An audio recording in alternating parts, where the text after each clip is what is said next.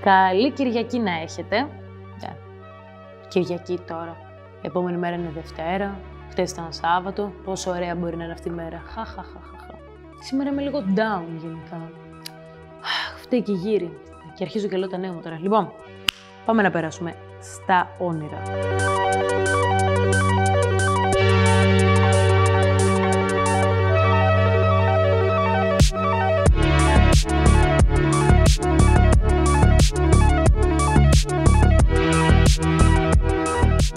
Δεν φοράω και τα γυαλιά μου, καταλαβαίνετε, έτσι θα είμαι. Άκου και βγάλε άκρη.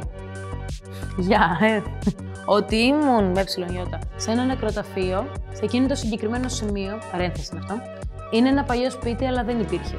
Και ήμουν πάνω από 2 τάφους και υποτίθεται ήταν θείοι μου. Δεν μου ξέρω ποιοι ήταν, αλλά ήμουν σίγουρη ήταν θείοι μου. Και λέει δεν σταματούσα να κλαίω. Δεν έχει πεθάνει κανένας γνωστός πρόσφατα. Αρχικά τι έχετε πάθει όλοι με τους θανάτους. Εγώ, παιδιά, το έχω το πω σε κοινωνικό επίπεδο, γιατί το όνειρό σου αντικειμενικά δεν μπορεί να σημαίνει τίποτα πέρα από άγχος, γιατί και μια συσσωρευμένη θλίψη τον τελευταίο καιρό. Αλλά γενικά θέλω να το πω σε κοινωνικό επίπεδο, καθόλου κοινωνικό. Τόσες ταινίες βλέπουμε, οι οποίες έχουν χαρούμενο χαρακτήρα από σούπερ ήρωες, 1002 πράγματα. Γιατί πρέπει να κρατήσουμε τα θρίλερ και τους θανάτους. Παίζει για αυτόν τον ρόλο του. Παιδιά, εγώ θέλω να μου στείλει κάποιος ένα μήνυμα Αγγελική. Είδα πως ήμουνα, είχα σούπερ δυνάμεις. Είδα πως πέταγα. Είδα αυτό, είδα εκείνο. Όλοι κάτι δολοφόνους, βλέπετε και κάτι νεκροταφεία. Δεν σημαίνει κάτι το νερό σκοπαλά μου. Αλήθεια σου λέω. Βοήθησα. Γεια σου, Αγγελική. Γεια σου και εσένα. Είδα λοιπόν ότι θα πήγαινα με μία φίλη μου σε κάτι σαν πάρτι. Δεν ξέρω τι ήταν. Σε ένα ωραίο κτίριο με κόκκινο ροζ φωτισμό και βάζω ένα ωραίο μου φορεματάκι και πάω εκεί. Και ήταν αυτός που μου αρέσει, αλλά φαίνεται πως δεν του τράβηξε την προσοχή. Και κοιτάω πόδια. Ναι. Και κοιτάω τα πόδια μου και φαινόταν λες και τα είχα ξύριστα 1 χρόνο. Και λέω, αμάν τα είδε. Εμένα αυτό που μου έχει τύχει στην πραγματικότητα. Και πανικόβλητη βλέπω ένα δωματιάκι και είχα ένα ξηράφι στο χέρι και προσπαθώ να σκεφτώ πώς θα ξυριστώ. Και άλλη φορά έχω δει ότι πήγαινα σε ένα γάμο και κοιτάω τα πόδια μου και ήταν πάλι αξίριστα. Μιλάμε για πολύ τρίχα.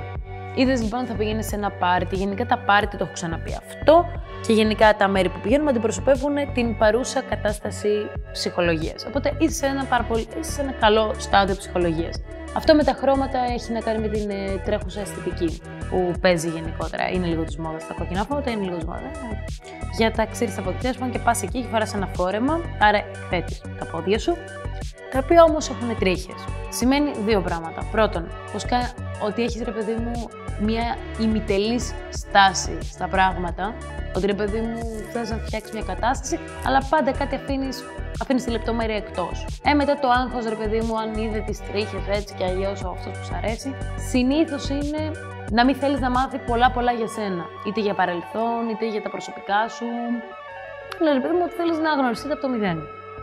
Παίζει να είναι και λίγο προσωπικό σου αυτό. Δηλαδή, ή σου έχει τύχει κάτι στο παρελθόν και κάποιος είχε δει μια τρίχα και κάπως την είχε σχολιάσει, κλασικός μαλάκας, ή φοβάσαι να μην γίνει. Δεν γίνεται να το έχεις δει 2 φορές. Σιγά το πράγμα. Και να έχεις τρίχες στα πόδια, τι έγινε. Όλοι με αυτό θα ασχολούνται όλο το βράδυ, νομίζεις.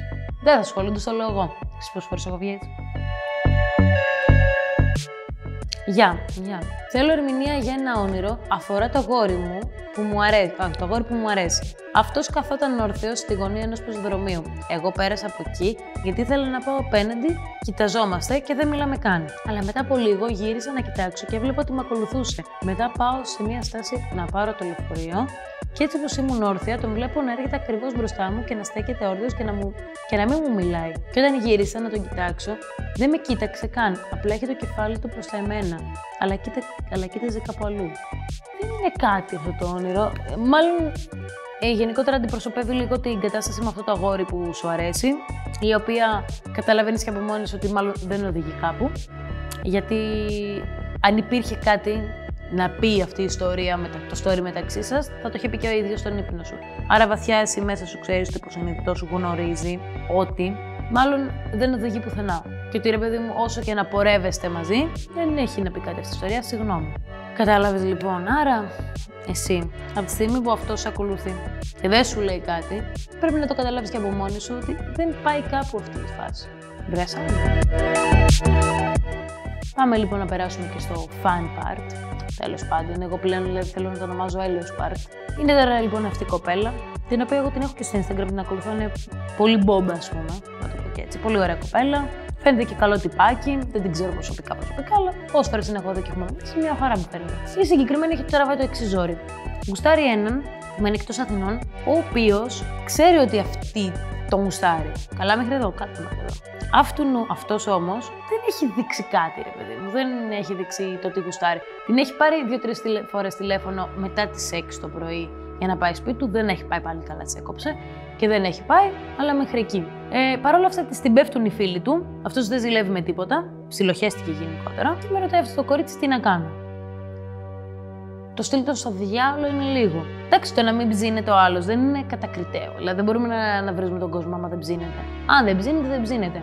Klein mind, τι έγινε. Αλλά μη στέλνεις πρώτον μηνύματα μετά τις οποιαδήποτε όλα, τέλος πάντων booty calls. Μην κάνεις booty calls. Μη στέλνεις το άσχετο έτσι να μου σπάσει τη σιωπή. Εντάξει, καλά δεν μιλάγαμε αφού δεν ψήνεσαι και δεν θες να είμαστε ούτε φίλοι ούτε γκόμενοι. Ποιος ο λόγος λοιπόν να μιλάμε.